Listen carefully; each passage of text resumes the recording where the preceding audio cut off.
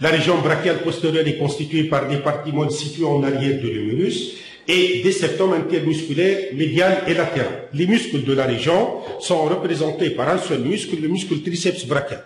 Ce muscle présente trois chefs, un chef latéral, un chef médial et un chef long. Le chef latéral s'insère sur la face postérieure de l'humérus au-dessus du sillon radial.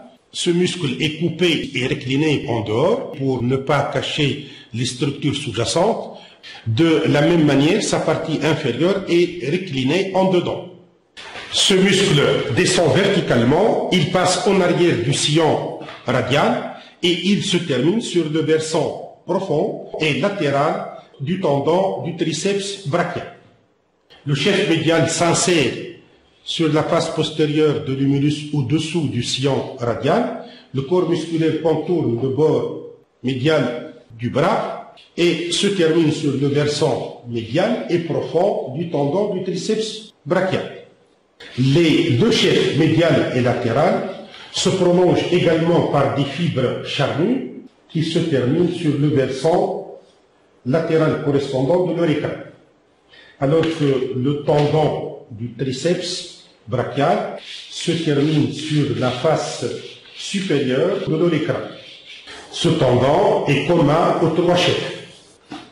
Le troisième chef est représenté par le chef long. Le chef long s'insère par un tendon sur le tubercule infraglénoïdal de la scapula. Ce chef descend verticalement en arrière des deux chefs. Il se termine sur la partie superficielle du tendon du triceps brachial. Il est légèrement recliné en dedans pour dégager un peu l'espace axillaire inférieur. Au total, on a trois chefs, un chef latéral qui est coupé et recliné, un chef médial et un chef long. Entre l'humérus et le chef long du triceps brachial apparaît ici l'espace axillaire inférieur. En avant apparaît l'artère brachiale qui chemine en avant de l'humérus et cette artère va donner l'artère brachiale profonde. L'artère brachiale profonde se détache de la partie supérieure de l'artère brachiale.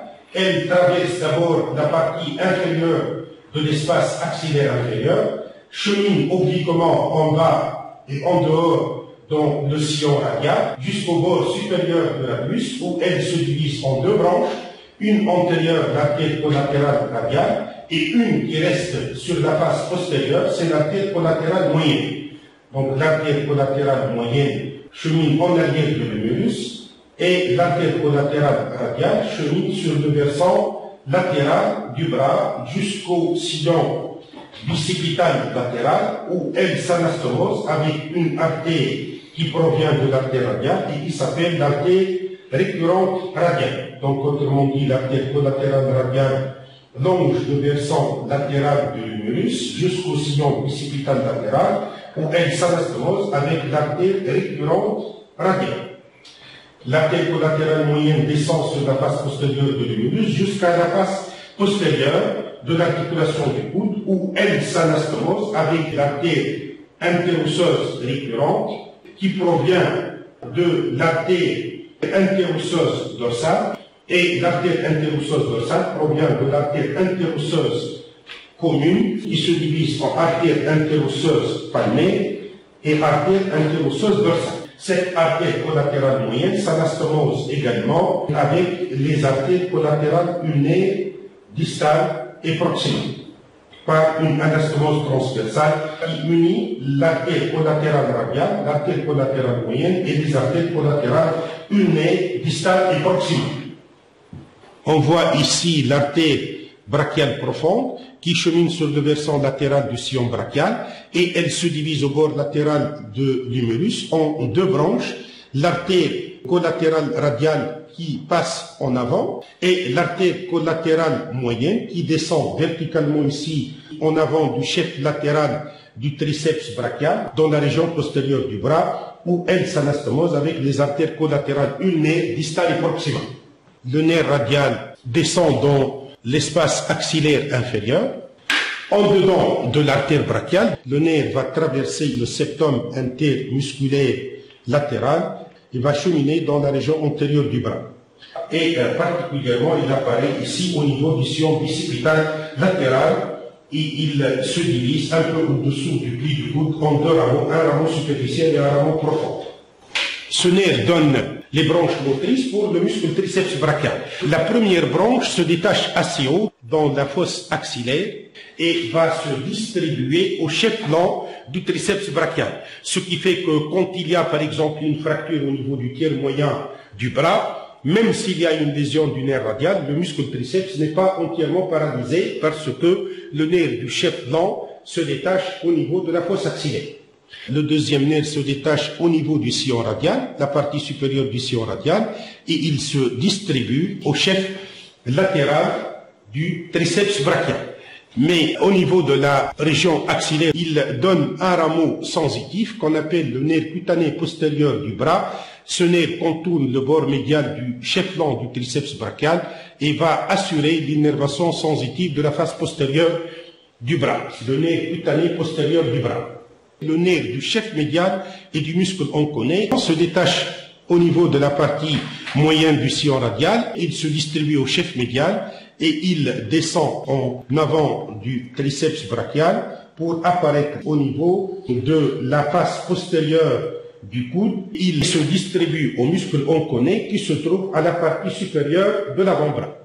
Le nerf radial donne une branche importante et cette branche peut soit être commune, soit être double, mais ici on va représenter un seul tronc et ce tronc-là va donner deux nerfs, le nerf cutané latéral inférieur du bras et le nerf cutané postérieur du bras qui descend verticalement ici, le long de l'artère collatérale moyenne et va assurer l'innervation des téguments de la face postérieure de l'avant-bras.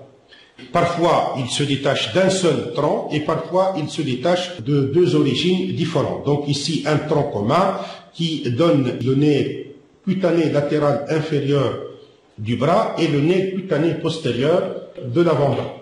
Dans l'espace axillaire latéral chemine le nerf axillaire qui se divise en deux rameaux, un rameau postérieur qui se distribue au chef épineux et un rameau antérieur qui contourne le col chirurgical de l'humérus et se distribue au chef acromial et claviculaire du muscle deltoïde.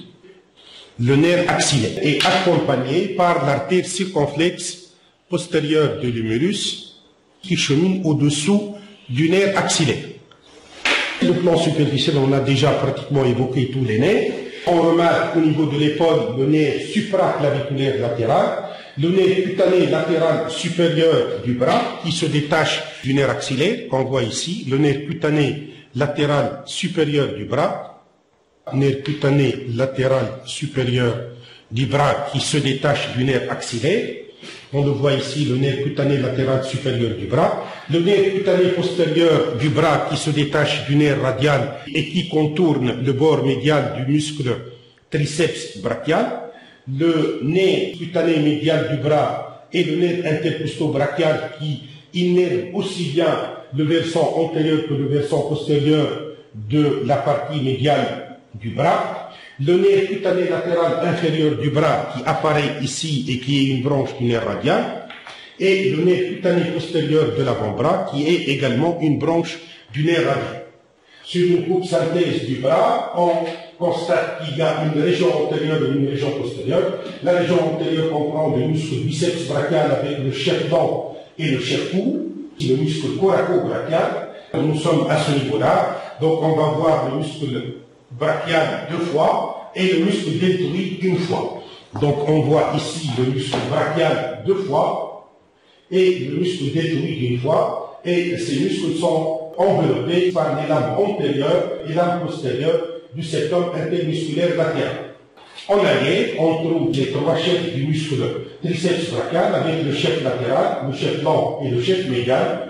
Et entre ces chefs, on trouve le sillon radial avec l'artère brachiale profonde qui est en dehors et le nerf radial qui est en dedans. Dans la région antérieure, on trouve l'artère brachiale accompagnée de ces deux veines brachiales, accompagnée également par la veine basilique qui traverse le fascia brachial et devient profonde. pour s'unir ensuite à la veine brachiale médiane ou éventuellement à la veine brachiale commune au voisinage de la région axillaire. Et entourant ces vaisseaux, on trouve en avant le nerf médian. Le nerf médian est toujours en avant de l'axe artériel, aussi bien au niveau de la région axillaire qu'au niveau du bras. Le nerf ulnaire se trouve en arrière de l'artère brachiale.